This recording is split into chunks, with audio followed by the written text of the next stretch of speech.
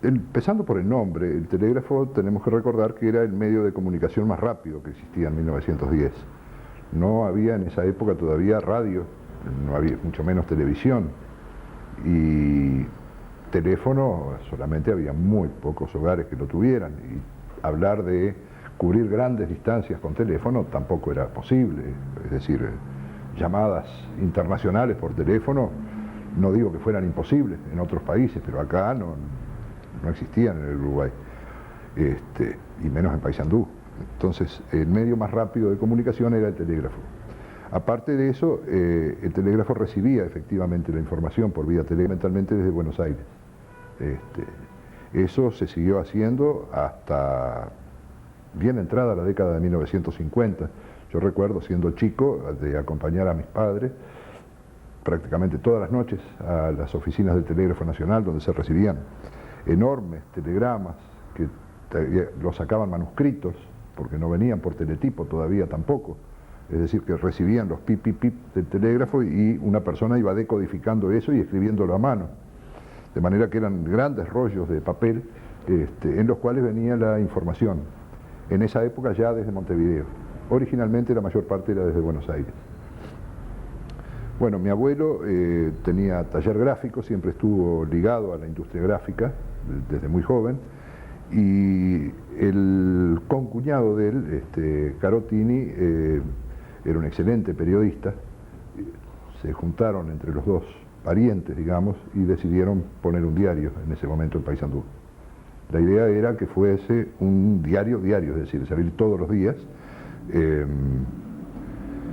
con la información más amplia posible, que fuera un medio de defensa de los intereses del interior frente al centralismo de Montevideo, que se venía exacerbando ya en ese momento, se notaba en el Uruguay, y apolítico, es decir, independiente políticamente, cosa bastante rara en esa época porque la mayoría de los diarios del Uruguay tenían tinte político. Así que el telégrafo vino a cubrir una necesidad de comunicación en el interior. Yo diría que sí, que vino a cubrir una necesidad desde ese punto de vista, sobre todo desde el punto de vista de ser un diario independiente en lo político y de ser un diario de defensa del interior. Por eso tuvo muy buena acogida, sobre todo en campaña, en los primeros años, ya desde los primeros años. Mi abuelo recorría mucho la campaña, a veces en tren, a veces en charré, hacía enormes giras que lo llevaban hasta cerca de Rivera, juntando avisos y vendiendo suscripciones de ejemplares. Hay historias familiares notables en ese sentido. Yo las he conocido a través de mi padre, a algunas, porque no lo conocía a él, no a mi abuelo. Ajá. ¿Anécdotas hay? Hay anécdotas. Sé de una, por ejemplo, que mi padre se enfermó, andaba en un charré en el campo y le dio una tremenda fiebre. Tuvieron que llevarlo hasta una estación que no me acuerdo si era Piñera o una de esas, o Merinos, y de ahí consiguieron mandarlo en tren a Paysandú y estuvo bastante grave en ese momento. Es decir, que andaban en prácticamente un desierto, como podría ser el campo sanducero y tacuaremboense y salteño en esa época. No fue fácil entonces el inicio, pero sin embargo, ¿cómo logró afianzarse? ¿Cómo logró ese desarrollo? Uno piensa, por ejemplo, hoy, sí, indudablemente los tiempos son distintos, pero ¿el diario en esa época sería un artículo de primera necesidad o sería porque no se escribía la radio tan fácilmente? ¿Por dónde pasaría el tema? No lo sabría decir en cuanto a que fuera un artículo de primera necesidad. Sí, el diario era un artículo común que entraba en los hogares, era el único medio de comunicación masiva que había, pero tenemos que tener en cuenta también que había otros diarios en Paysandú en ese momento. En el momento que salió el telégrafo, tengo entendido que había como por lo menos otros 2 o 3 diarios más en la ciudad. Sin embargo, el telégrafo consiguió competir y sobrevivir durante muchos años. ¿Y por dónde pasaría la clave del éxito en esa independencia política? Yo la atribuyo, sí, a la independencia política y a lo que decía de que el campo o la gente del interior se sintió representada, digamos, en el diario y vinculada al diario. Más allá de que, de todas maneras, el Telégrafo no podemos decir que haya triunfado, digamos, como empresa hasta muchos años después. Es decir, al principio era casi una empresa sin fines de lucro, como solían ser los periódicos del interior en buena medida en esa época, y algunos mucho después también. No se ganaba dinero, a veces se perdía dinero, pero era gente vocacional que se inspiraba, digamos, en escribir sus verdades, o lo que ellos sentían como sus verdades, y cumplían una función de dar una opinión, digamos, al público, sin importarles demasiado si el resultado económico era bueno, regular o a veces malo. El Telégrafo recién logró afianzarse, digamos, como empresa a partir de 20 años después de fundado, cuando logró un poco ordenar, digamos, sus papeles internos, su parte administrativa, porque esa es otra característica que también tenían aquellos pioneros, que administrativamente no eran demasiado delicados, demasiado finos, eran medios bohemios. En cambio, ya cuando entró una tía mía, Argentina Pelle, en 1931-32, como administradora, empezó a poner todos esos papeles y mecanismos administrativos, digamos, en regla. El diario de ahí para adelante empezó a poder funcionar económicamente. También se unió a eso el hecho de haber podido despegarse de las compras de papel en plaza y poder empezar a importar papel, lo cual significó una diferencia muy grande en lo económico que hizo que pudiera empezar a ver resultados. Los tiempos indudablemente eran muy distintos a los de ahora, no se vivía con la velocidad que tenemos hoy. Había tiempo para pasear, para la familia, para la sociabilidad, y también acá las cosas se hacían mucho más lento. Hay que tener en cuenta que en esa época Paysandú no tenía electricidad de día, la luz eléctrica funcionaba de 5 de la tarde a 8 de la mañana, de manera que el diario se imprimía con una máquina a nafta, una plana que tenía un motor a nafta. Yo llegué a ver la base de hormigón de esa máquina, porque tuvimos que tratar de romperla cuando se hizo el edificio nuevo, y la verdad que costó mucho. Y ahí fue que me enteré un poco por cuentos de gente antigua, que ahí funcionaba la impresora esa. También se armaba a mano, con tipos, letra por letra. La primera linotipo se pudo comprar recién en 1927, o sea, a los 17 años de fundado el diario. Y fue una revolución, obviamente. Pero antes de eso, el diario se armaba a mano, letra por letra, y demandaba una mano de obra muy importante.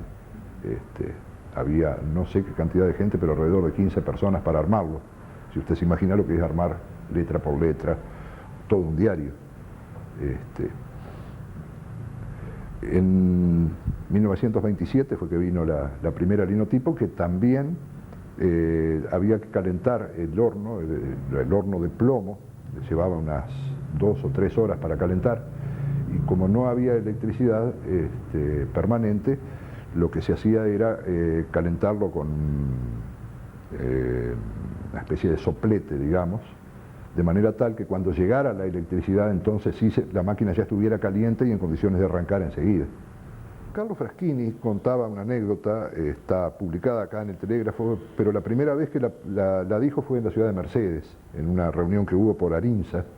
Lo publicó un diario de Mercedes en aquel momento, y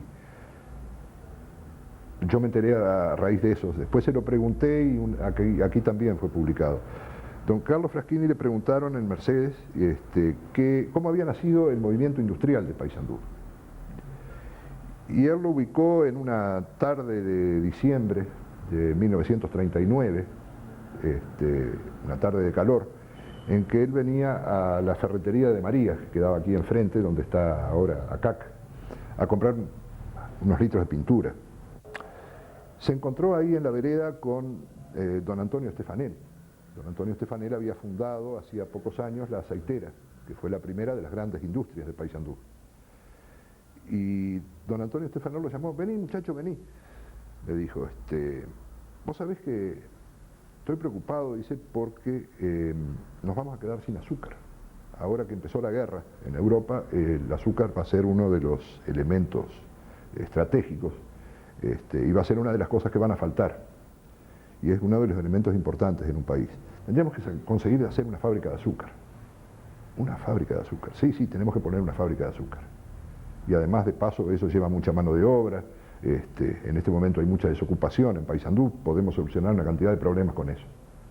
¿Qué te parece? ¿Cómo podríamos hacer?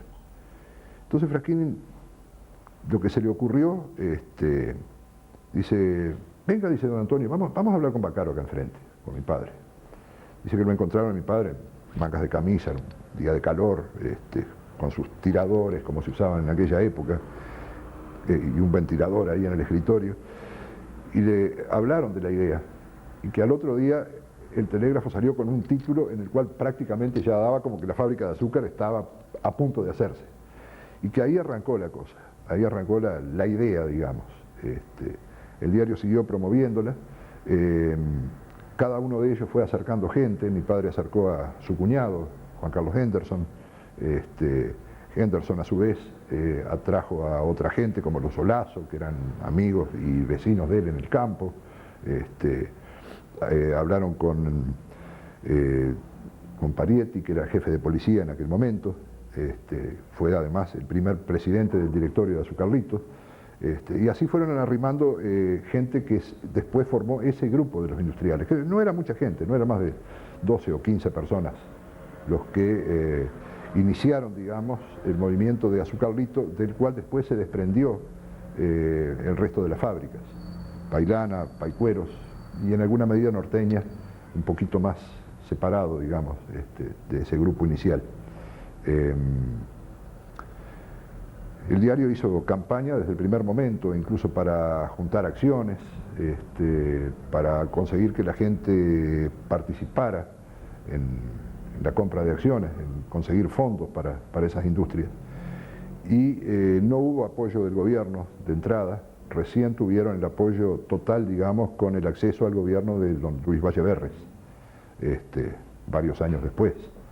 Pero el movimiento siguió en Paysandú fructificando. Y el telégrafo fue el abanderado de él. Y mi padre fue uno de los abanderados personalmente, digamos, en eso. Tanto que fue el primer secretario del directorio de Azucarlito y también de Pailana. De Pailana siguió siendo secretario hasta que murió. Pero era un grupo, ya digo, muy pequeño, y el telégrafo estuvo en todo momento participando desde adentro en la cosa. Lo cual lo hizo también poder afirmarse mucho con el público, con el sanducero, porque el pueblo de Paysandú se sintió respaldado en su diario y creó esa afinidad que aún hoy se percibe, digamos, a título de medio de prensa.